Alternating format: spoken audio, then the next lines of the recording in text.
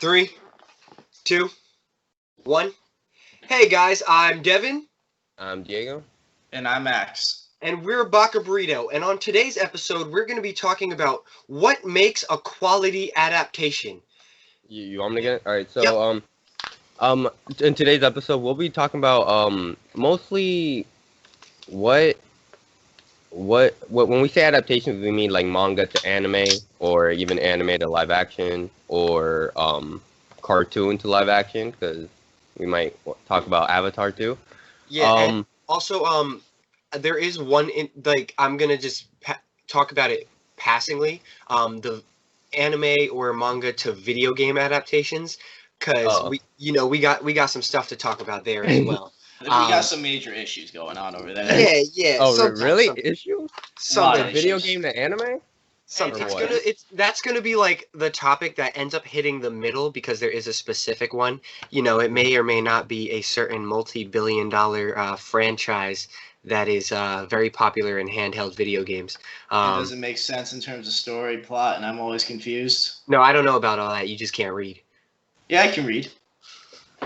So, anyway, let's go ahead and get started. So, obviously, the first things we're going to talk about are some things that make a poor adaptation, and then we're going to go to what makes an okay adaptation, into what makes a great adaptation. We want to hit all of the bases so you understand the nuance and differences between our arguments for certain topics. That being said, I have to say that the rest of this video probably shouldn't include too much of Berserk. So, Max, you get one sentence on Berserk. It has completely butchered the manga and everything I love about it. Period. Okay, cool. Now, moving on to actual piss poor adaptations of beloved shows. I actually want to talk about the Last Airbender adaptation. What? Okay. We're gonna start off heavy on Avatar: The Last Airbender, because they're coming out with the show, so it's only right that hopefully we let, because we can't stop it, right? Like they're gonna come. Diego? I actually forgot what I was saying. God damn it. Okay, so Avatar: The Last Airbender's adaptation is one of the most universally hated adaptations of all time. Yes, and it really shouldn't exist, and we know, and they shouldn't try again, right? I agree. Max, you would agree that it's almost as hated as Berserk, right? No, Berserk is still more hated in my heart. Oh, really? That's interesting. More hated than the Berserk. Yo, Devin knows that I hold disdain for what they did to Berserk, but I can understand. I think part of the issue is that Avatar: The Last Airbender is absolutely an excellent show. It's amazing, right?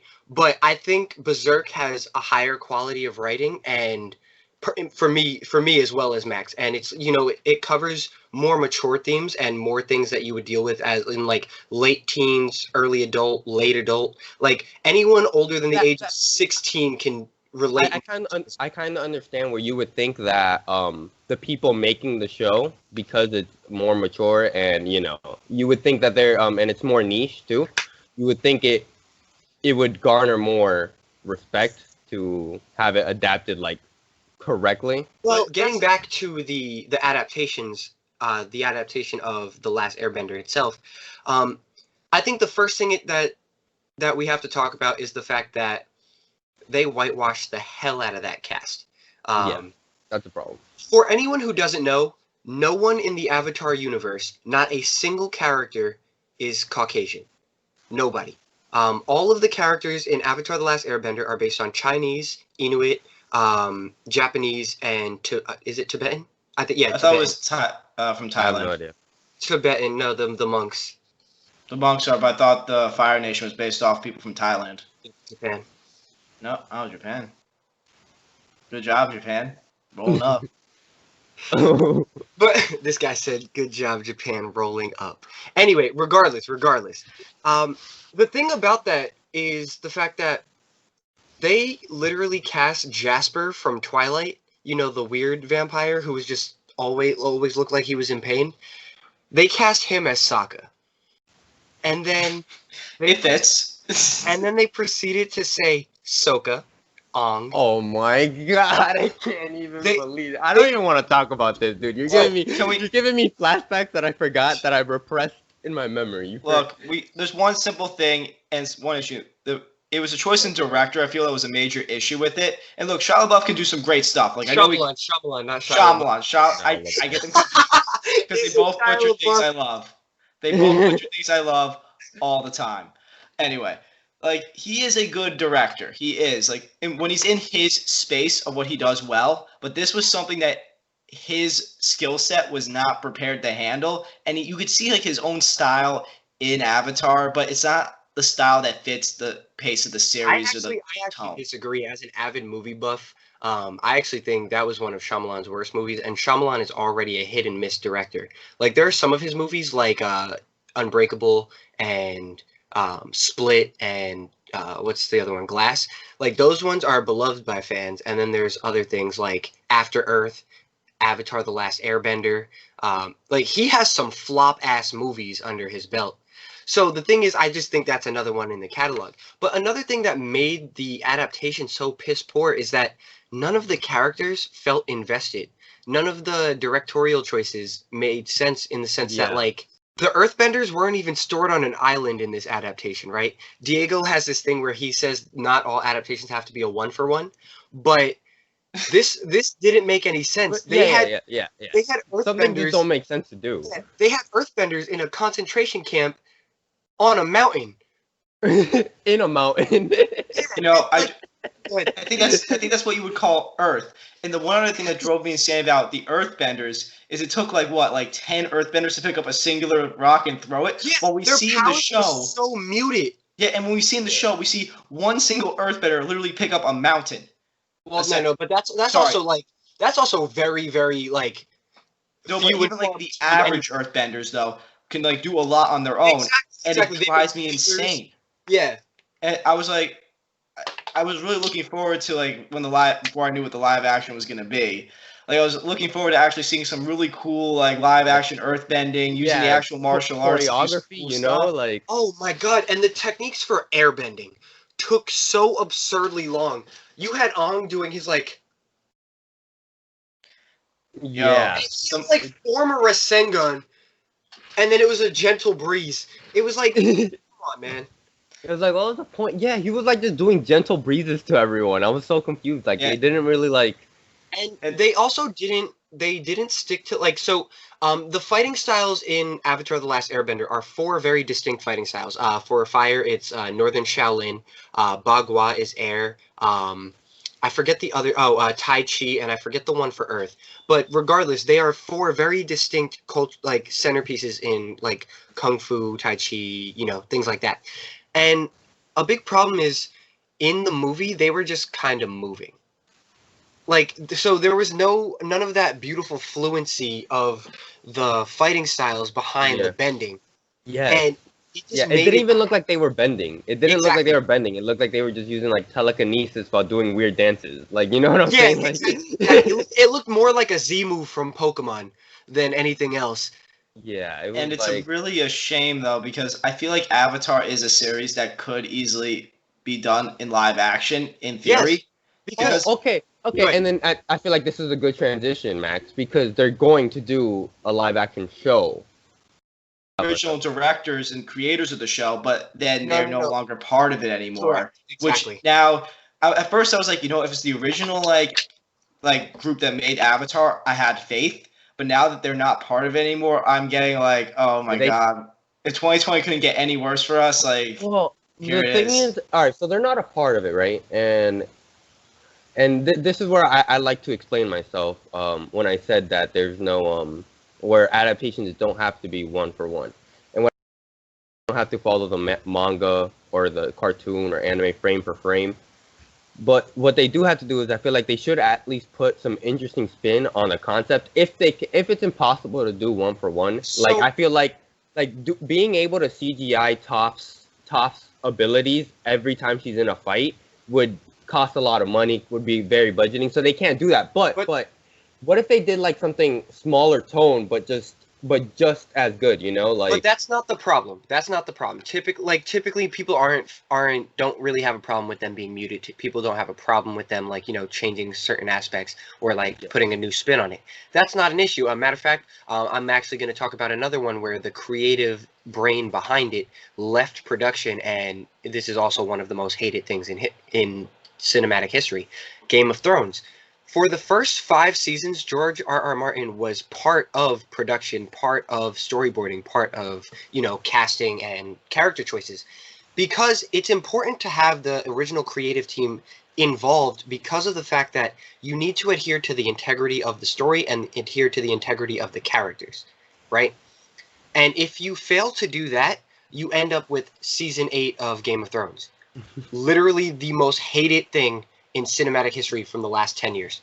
Yeah, and my thing is, and the issue I always have is when other people take control of somebody else's work, it's very easy to lose that same spirit, that same feeling that the show has or the movies have. And like Devin says, Game of Thrones lost that spirit in the final season, which broke my heart because I was hyped for that season, and it did that to me. But the same not thing even with in the Avatar. final season. It lost it in the last couple seasons. Because what I'm scared of that's going to happen with the Netflix series is that it's going to lose that Avatar. It doesn't have to be, like you said, frame for frame, but what it needs to have is that same spirit that the show had. It needs to have that same, like... Charm, exactly. It needs to have the same charm? I don't think it needs to have the same charm. I'm okay with it being a different concept. And I know it hasn't been done right yet. So I don't have I can't name you any adaptations where I was like, oh, this has a completely different feel. Actually, I do.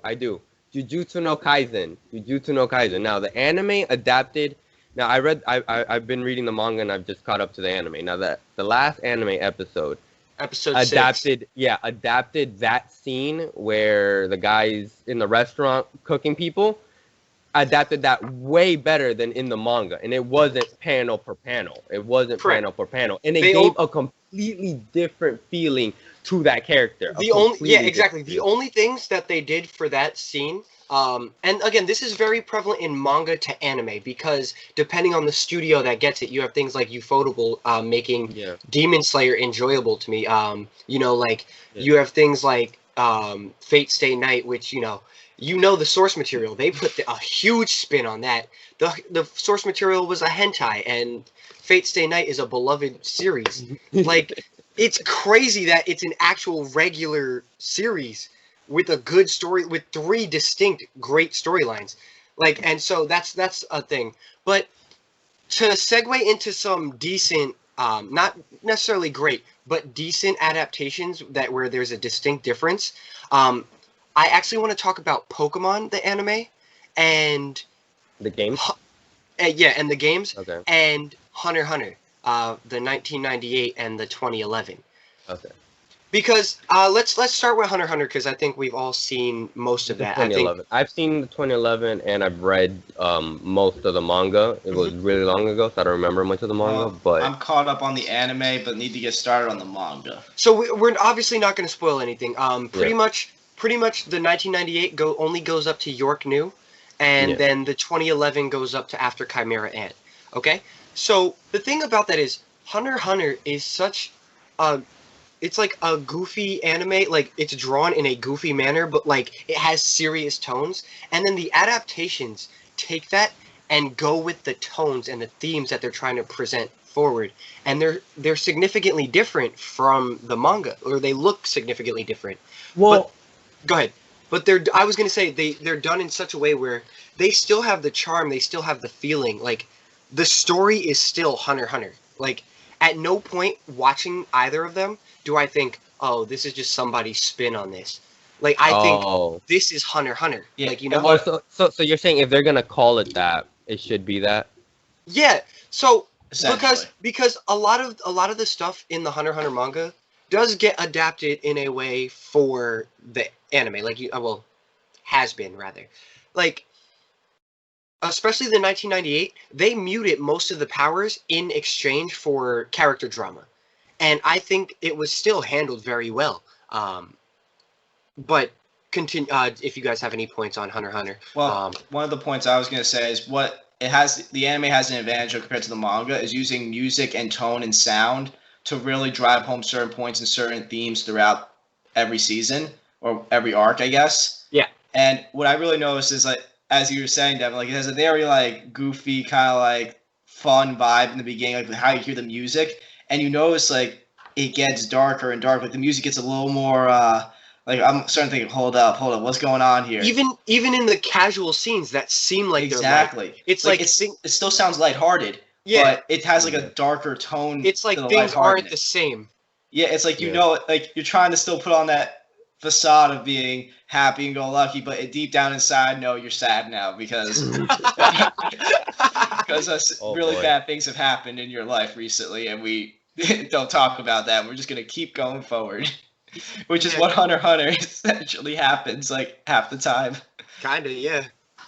Which I find really cool though. That's one of the advantages I think to when you adapt something from the manga to the anime though, being able to have that music and tone, because you can't hear that when you're reading. Like Okay, and then that's where I want to get to. That's where I like to actually make a point on that, because while each form of medium has its strength, I feel like because each form of medium has its own strength, it's better for it not to be one-to-one and for it to play to that medium's strength. Correct. That makes sense. Like the thing I said before, as long as it's adhering to the integrity of the story and the integrity of the characters, like as long as it feels like that, you know, like even if it's done in a darker tone, because you know, Pokemon, for example, they have that live action movie, Detective Pikachu, which is Pokemon in a dark tone, but it still feels like Pokemon. You could watch that and just be like, that's Pokemon. That's not a dark drama in wearing the skin of Pokemon. No, but it's a dark drama set in the world of Pokemon. Yeah, and you're okay with that. Yeah, what I'm saying is it's not looking at it saying it's a dark drama. Correct. Saying, look, a Pokemon in it. Would you be okay, like for example, would you be okay if the Avatar series, right? The Avatar live action series that they're doing it, they said they wanted to do a darker tone. Mm-hmm. What if they kind of just adapted like another story in that universe? Kind of like what Detective Pikachu did. So like we just get characters that aren't Aang, that we're not, that aren't Aang and stuff. Like they're in the show. That would be okay. We get more focus on other characters. Because from Legend of Korra, we know how dark the world can be, you know? Yeah. Like, there were poor people, there's slums, and we know from Kyoshi's backstory, like, she grew up on the streets, dirt poor, and she participated in underground fights every so often, you know? Things like that. If you focused on, like, you know, the underground Earth Kingdom, like WWE stuff, if you had an arc that focused on that, or if you focused on Zhong-Zhong's group escaping the Fire Nation, like, I think would have been cool. Something like that would be very interesting, and it's set in the world, and we know these things can happen. But as long as it adheres to the rules previously set in the world, like you can't just have, like, for example, you can't just have Sky Bison all go extinct, and this is preset before Legend of Korra. Like, we know there are wild Sky Bison. Like, are you kidding me? Like, you know what I mean? Like you might have been able to pull it off before Legend of Korra, like Appa being the last of his kind or something. You might have been able to pull it off then, is what I'm saying. But not now when we know that, because we never saw any other wild Sky Bison before that point. Yeah, as long as what I mean essentially is like they're not causing continuity issues in and of itself. Yeah.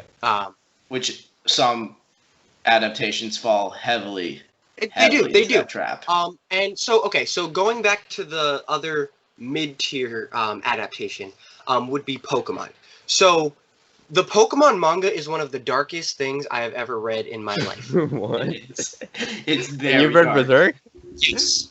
Oh my god. There's literally a Pokemon battle where Blue, who is Gary Oak, he's the video game counterpart to Gary Oak and the manga counterpart to Gary Oak. He has a Charmeleon, and he makes Charmeleon use Iron Tail on an Arbok, and he chops the Arbok in half. Like, he literally makes, like, he chops the Arbok in half, and you see, like, the inside. The Arbok's just dead. And then and then they just move on to the next battle. I mean, you also have Pokemon killing people. Lorelei from the Elite Four freezes somebody in a block of ice, and they're just dead. Actually, spoiler, it's Red, the main character. He gets frozen in a block of ice, and he's killed, but a previous villain frees him without anyone else knowing. So he's able to survive. But he would have died. And you have characters like Blaine, the bald dude from Cinnabar Island, the fire gym leader. He's the genetic map point for Mewtwo. So him and Mewtwo are fused by like their arm and shit. And every time Mewtwo uses psychic attacks, Blaine's body starts to break down. So like you have this gym leader who's already a super powerful trainer using the strongest Pokemon in the land to fight villains. Like it's one of the coolest interactions. And that doesn't translate to the Pokemon anime at all. You have Ash Ketchum on a lighthearted journey to become the very best, and he never does. No, he did. He finally did. Well, he won a championship. Like, you know, never known. Exactly, and it's like this lighthearted journey, and then from there, you turn it into the video game, which is a turn-based strategy game based on mathematical stats and type matchup. You know, like, it's cool. That's really cool. And all of those adaptations have their strengths over each other, and they have their weaknesses as well. So I think but all of them still feel like Pokemon. Like any of them you could easily look at and be like, this is a version of Pokemon. Yeah. Essentially. And you know they take place in the same universe. Well, like one is portrayed in a more mature way. One is portrayed in like the lighthearted, you know, kids TV Y7, you know? You could put it this way. And I'm completely okay with that. I'm completely okay with that. And the thing is that we can't stop these freaking money mongers from making live adaptations. So all we could do is that's only if hope they for sell. The best. And well, even if I mean the last movies didn't sell well, and they're still going. No, but it's a whole different studio. Nickelodeon shut down their movie studio after that movie. That's how bad it did. So. So money does talk. You just need them to lose a lot of money to make them talk. But I think now we should move on to when adaptations are done very, very well. Correct. And I think, Max, if you want to go ahead, I think you had one. I think you mentioned it in passing. There was one that I really wanted to talk about. It's not one that you guys watch that much, but it's one of my favorite animes and manga I've read. It's Gintama, actually. Which you would never actually think of when you first think like, oh wait, Gintama has a great adaptation. I'm like, yes, it's perfectly done. Live action adaptation. No, not they did do live action adaptation, but we don't talk about that. But they do have one. They do. Apparently they do. We can't stop them, dude. It was because they were trying to get the vibe of the Gintama like parody vibe. Yeah. And the thing about that is, Gintama does do that, but they have deeper themes behind it. Like, there's not one single comedy shtick in Gintama that doesn't have a deeper underlying issue. Like, the one where he wakes up after the party and because he was drunk and he thinks he had a one-night stand with somebody. No, like four. Yeah, exactly. And a gorilla. Correct. And the thing about that is, like, that's it. That whole episode is a microcosm about alcoholism and depression, and most of the story is a microcosm about depression and isolation, which is unbelievable. They take the manga itself is adapted so well in terms of transitioning from panel to panel, and the feel from the manga it gives off is done so well into the actual anime. I cannot say anything better about it. But the one thing I love most about it is the justice they do to all the characters and the tone and feel through the music. That is done in the anime. But you know what's funny? I will say this about Gintama. I do think from manga to anime, it is a 1-to-1. It is. Like truly a 1-to-1. And it's done very well. But like I had said before, it doesn't have to be a 1-to-1. Like Diego has been saying, it doesn't have to be. But what I'm trying to... I think your point is, for this specific example, Gintama, being a 1-to-1 actually benefited the anime. Yeah, 100%. Versus the live action, and it didn't just. And honestly, I feel like for most cases, I feel like that's the case. Like for most manga cases, I would rather it be a 1-to-1 adaptation. But when it comes for me, when it comes to changing it, like almost an entirely different medium, because when you're in the anime manga medium, you're almost in the, it's almost the same medium. But when you change it to like live action or just if there is anything else, video games and stuff, you should You shouldn't try to make it 1-to-1, but you should try to use the strengths of that medium to make your own story using the concept. Yeah, But I don't think you also- should try to make it. But also, I think you should also use the strengths of the source material as well. I think Yeah. that's a big portion of what fails for a lot of them. Yeah. So, for a lot of life. one more adaptation that I adaptation? want to mention is actually Tower of God, the webtoon. Tower of God is an interesting adaptation because of the fact that they change art style. They keep elements of the art style from the webtoon, and they adapt it onto screen, right? And it's not like most anime, you know. It looks like it was drawn in pencil. Like you can see like the line work, you can see everything like that. And at first people are like, "Oh, this is weird. Like my eyes need to adjust to this art style." But it grows on you. It's like, "Oh, Shibisu, he's such a distinct design. Bomb, he's such a distinct design." Whereas if they were done in a more traditional anime style, like I don't think the show would stand out as well. I think a lot of characters would end up looking way more generic I agree. just with that art, because like when you look at how their art style is, if you transitioned it to a more traditional anime style, you'd have like insert main character looking person here, insert rival slash friend here, insert giant lizard monster, which every anime obviously has here. You know, it's either panda, giant lizard monster, deer, whatever. No, it is. Diego, I it's either do parkour kind of panda. I do kind of have a soft spot for those characters that are like Oh no, I'm completely fine with them having like anthropomorphic whatevers, like in Assassination Classroom, Koro Sensei. I like him a lot. Actually, we definitely need to do a video on Assassination Classroom at some point. Oh boy, Yes. another manga I gotta read. Or we just Honestly- watch the anime. Honestly, that anime is definitely worth watching. Truthfully. It's a time. It's a time to be alive. But regardless, continuing on to what the aspects of a great adaptation. So I actually want to hear your guys' thoughts on the number one thing. Like, let's say you were on set for that new Avatar show, and you had to give them one piece of advice, One piece of advice. one thing, and so between the three of us, they get 3 pieces of advice that you think would make the adaptation good. So, Right. do you want my knee-jerk one or my actual one where I thought through? No, like an actual thought out one. So Alright. you can go last if you. No, because my knee-jerk one is don't screw this up. That's not advice. That's not advice. No, it's more of a threat, but like, Yeah, that's exactly what I was gonna say. So On the okay. same page. So for example, my advice to them. Actually, my answer to this would have been different if we hadn't been speaking about it for as long as we have, because you brought up a really good point, Diego. I would actually go to them and tell them to have another story set in the Avatar verse. Yeah, that's exactly what I was gonna say. That was Oh, exactly is it? what my Is advice. it? That's funny. But not just for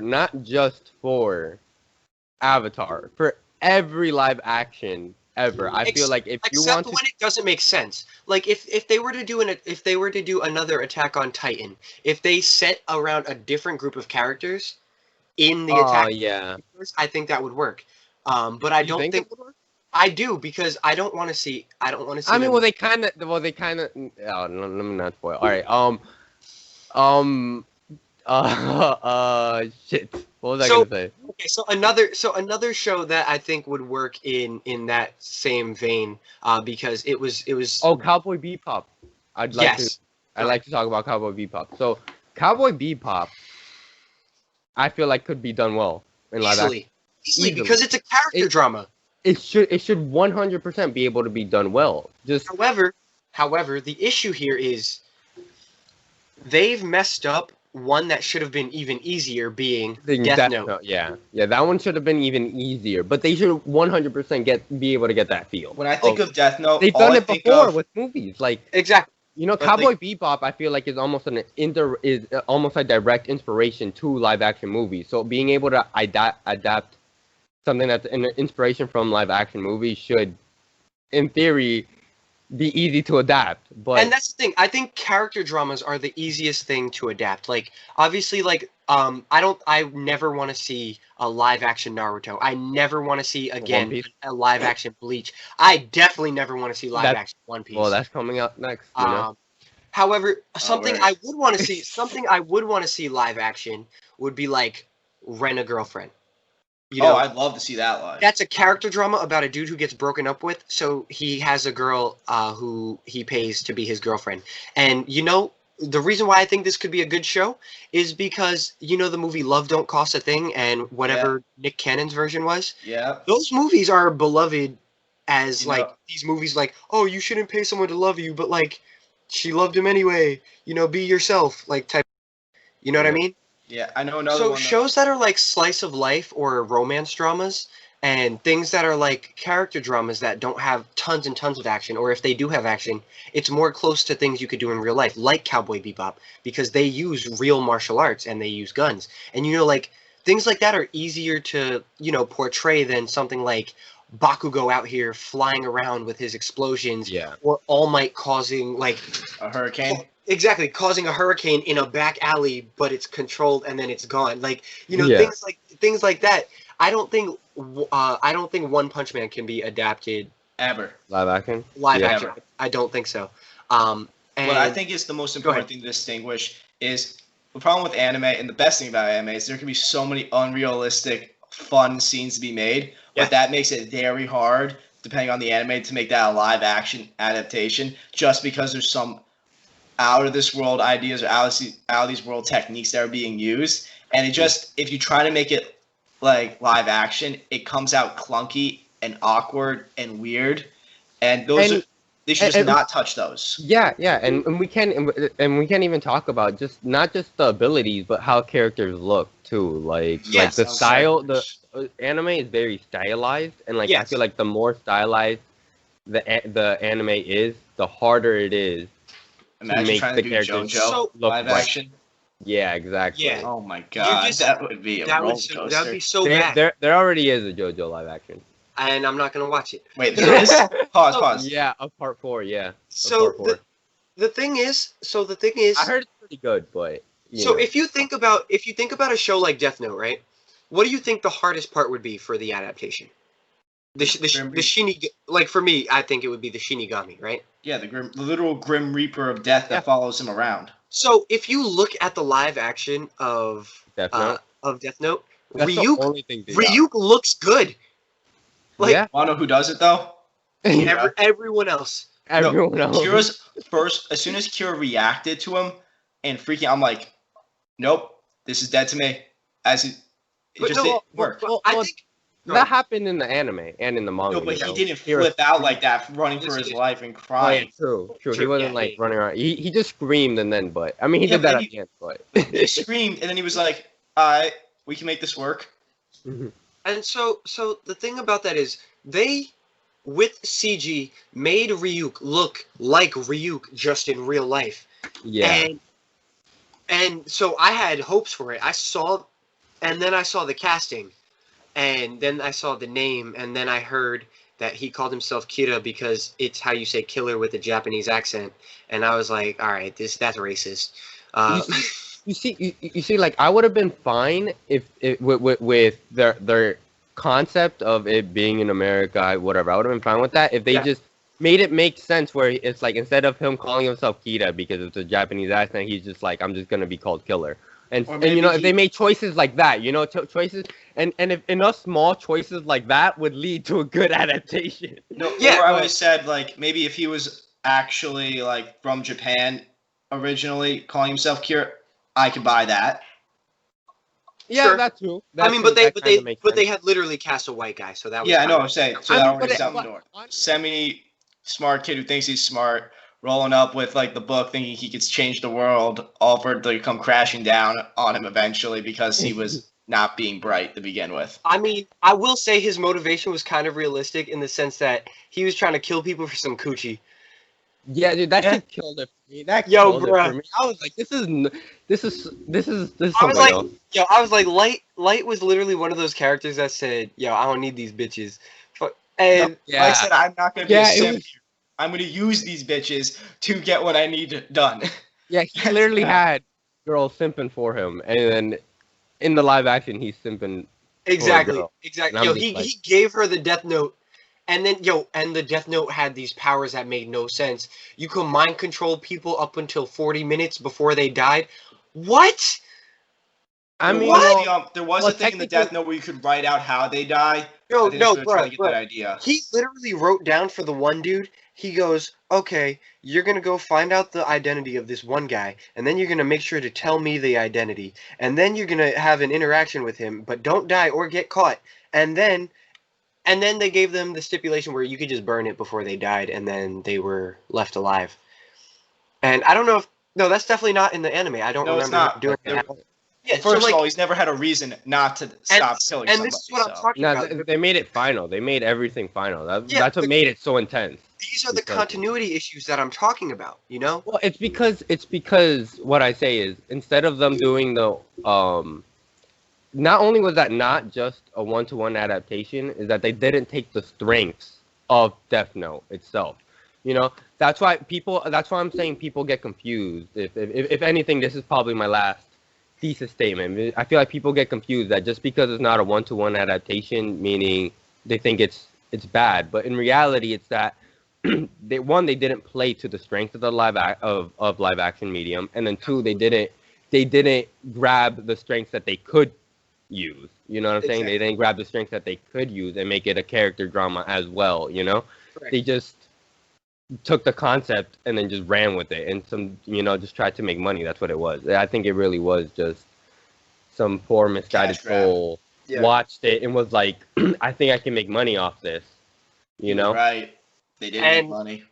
And so I guess that will be the wrap up of our video. I think our our final thesis is the fact that you have to play to the strengths of both the source material and the medium that you're translating it to, and you Yeah. have to honor the integrity of the Yeah. source material and characters as well. Make Yeah. choices that make sense in order to have a properly done adaptation. Yeah. Otherwise, you get these flops that are known as like the worst box office hits of all, or rephrase, the worst box office flops of all time. Things like Yeah. things Like, how do people recover after making a show like Death Note or like some people don't. or like Avatar? Like, how Some do people's you recover careers after are just done after they do Like- something like that. Like, it's just over. And we've been Baka Burrito. I'm Devin. that? I'm Diego. And I'm Max. If you have any suggestions for another video, leave it in the comments down below or send us a DM on Instagram or Twitter. Don't forget to like and subscribe.